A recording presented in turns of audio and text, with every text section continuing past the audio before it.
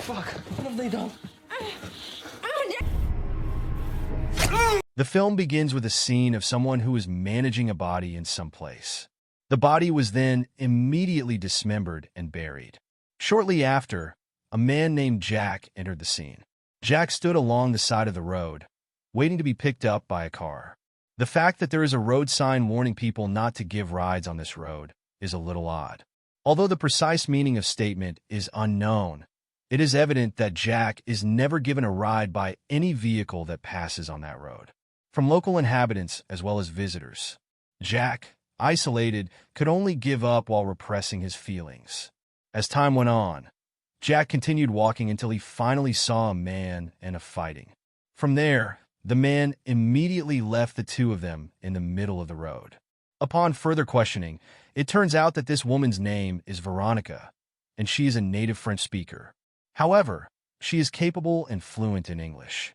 While Jack is from UK, and unfortunately, he does not understand French at all. For your information, Jack was in France at that time, but unfortunately, when he was about to go home, he was robbed by thugs in the middle of the road. As a result of that incident, all of his money, a cell phone, and also a car he was driving were even robbed by the thugs. But fortunately, he still have his passport with him. On the other hand, Veronica lives alone and plans to migrate to another country because she has no one else in the area. She told Jack that both of her parents had died from a chronic illness. When night fell, they decided to spend some time in the woods. While heating up her body, Veronica told Jack that she had recently been practicing to make autographs. To make a long story short, in the morning, Jack woke up and he noticed that Veronica was no longer next to him. As it turned out, the woman was bathing in a lake. Jack, who saw that, immediately plunged into the lake as well. After bathing together in the lake, they continued their journey by walking along the roads in the area. Unexpectedly, just as they've given up on the situation, they come across a car that offers to take them for a ride.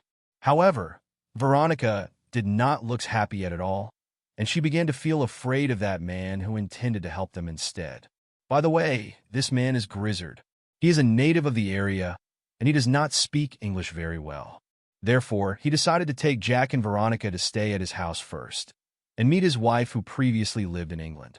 Well, Jack can't refuse the invitation, and they immediately go to the man's house. Following that, Jack and Veronica, who had arrived, were immediately greeted by Grizzard's wife, Mary. From there, Jack was sent into his bedroom by Mary, while Veronica was sent by Grizzard to her bedroom. After Mary left Jack alone in the room, Jack, who was already tired, immediately laid down on the bed and promptly fell asleep.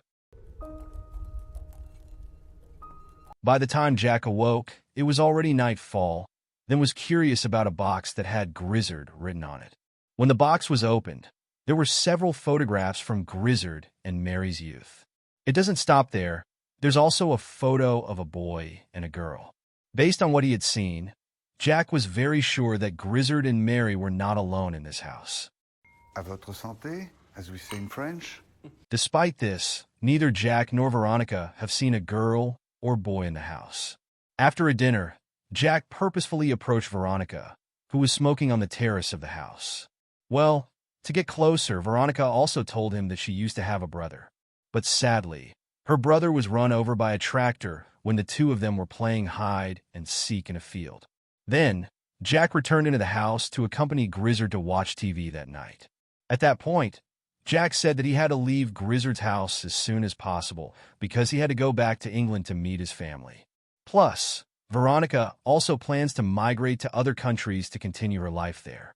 Not long after that, Jack asked about Grizzard's children, but Grizzard strangely responded that he had no children at all. Then, Jack begins to wonder whose child is in the photograph that he had seen in his room earlier. Of course, Jack was surprised by Grizzard's statement, but he didn't want to bother and immediately went to sleep. When Jack awoke the following day, he took a shower before leaving Grizzard's house.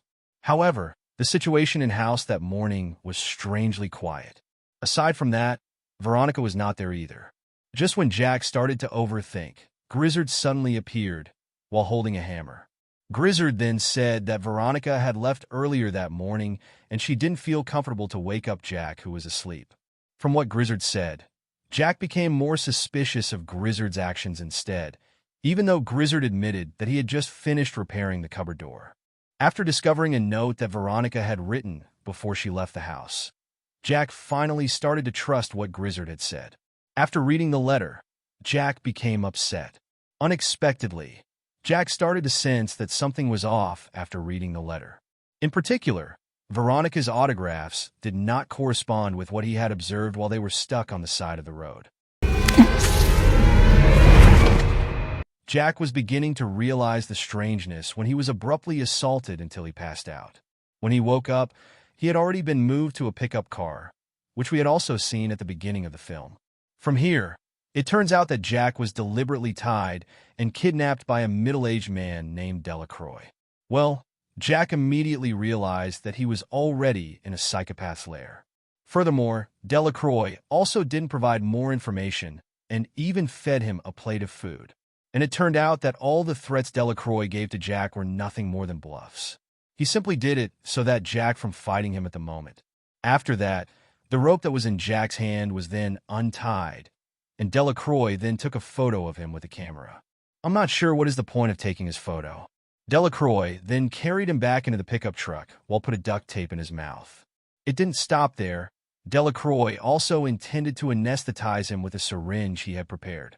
Luckily, just as Jack was about to get an injection, Delacroix's mind drifted to the stove, which was still burning and emitting smoke. From there, Jack immediately tried to escape as quickly as possible and went as far away from the man's target. After he walked far away, Jack eventually made it back to Grizzard's house. Then he saw Mary and Grizzard again, who were getting ready to leave the house. After the two of them left, Jack went straight into the house in search of Veronica. And sure enough, Veronica was locked up in one of the rooms. Without further ado, Jack released her right away. But unexpectedly, Grizzard and Mary had returned to the house at the time. Fortunately, they both managed to run away from the house. However, their escape was then realized by Mary and Grizzard, who had started to panic. Fucking fault. Jack, please don't say that. It's not your fault. Fuck! Something's wrong! Put it down!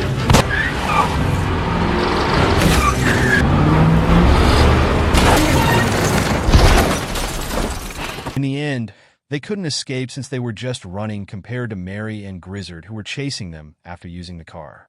As a result, Jack and Veronica have no other choice and forced to face Mary and Grizzard. Veronica is still not giving up at that time. She then immediately brought Jack to run away to a cabin. They then decided to hide in it. But surprisingly, the cabin turned out to be Delacroix's cabin, and he had also arrived to the cabin. Delacroix, on the other hand, was confused after Veronica showed herself in front of him. At that moment, Jack threatened Delacroix with a shotgun until he slipped and was stuck in a sharp iron. It's not known what Veronica was planning there, but it is clear that she has hidden Jack with a tarp. Moreover, Veronica was still not satisfied with Delacroix's death. She then stabbed a knife into his chest. After that, Grizzard and Mary entered the cabin. Grizzard then immediately spoke in French with Veronica. In French, Veronica referred to him as Dad. In fact, he'd still be able to imagine the form of Veronica when she was a child. In other words, Veronica had been lying to Jack the whole time. Same goes to Grizzard, who had told Jack he didn't have a child despite the fact that Veronica was his daughter. At this point, it was revealed that Veronica was a serial killer who could kill anyone for no apparent reason. Moreover, Veronica had also brutally murdered her younger brother and mutilated him after they had just finished playing hide and seek. So that's why at the beginning of the film we are shown a body and a person who did it, and that person turns out to be Veronica. But unfortunately, since Jack had gone mad with the situation, he no longer wanted to listen to Mary and Grizzard's explanation, which is in fact were Veronica's parents. Unfortunately, Mary, who was just wanted to tell Jack in English words, was immediately beaten by Veronica until she fainted. No, Veronique! Then Grizzard was the only one left. After being abandoned by Veronica and Jack, Grizzard had no other option but to give up as he was currently at a loss on what to do. With a joyful smile on her face, Veronica escorted Jack away from the country before the movie concluded, and Jack felt the same way. Jack was still unaware that she would also kill him at that point in time.